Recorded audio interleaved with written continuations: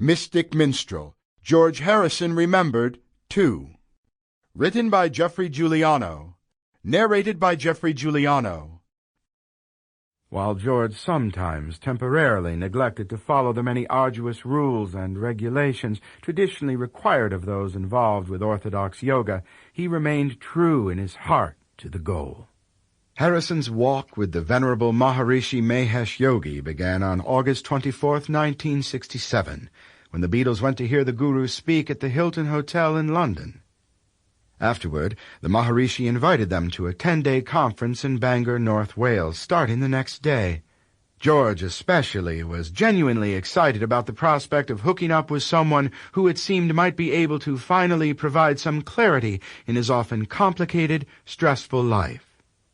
On August 27th, the Beatles were formally initiated into the Maharishi Society, but some distressing news suddenly came through from London. Their manager, Brian Epstein, was dead from an overdose of bromide, a prescription sleeping pill.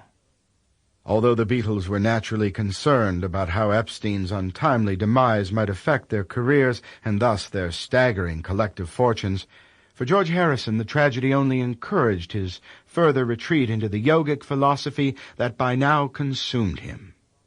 It was with great enthusiasm and optimism all around, therefore, that George, John, their wives, and a few close friends arrived at New Delhi Airport on the morning of February 16, 1968, to begin serious study with the Maharishi at his extravagant Rishikesh mountain-top retreat.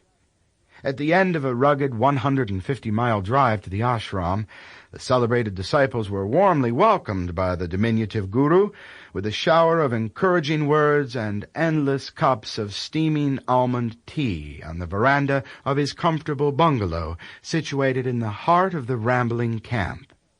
A couple of days later, Ringo, Paul, and their entourage of lovers and friends arrived along with a throng of representatives from the world's press to a tumultuous welcome from the entire camp. As one day slipped casually into the next and the initial excitement of the trip subsided, the boys' pent-up tensions slowly began to unravel under the magic spell of the Maharishi's Transcendental Meditation, or TM. Soon, however, the inevitable happened, and the Beatles' fascination with meditation slowly began to subside. After all, sitting hour after hour silently muttering a Sanskrit syllable to oneself, no matter how exotic the locale, did tend to get a little boring.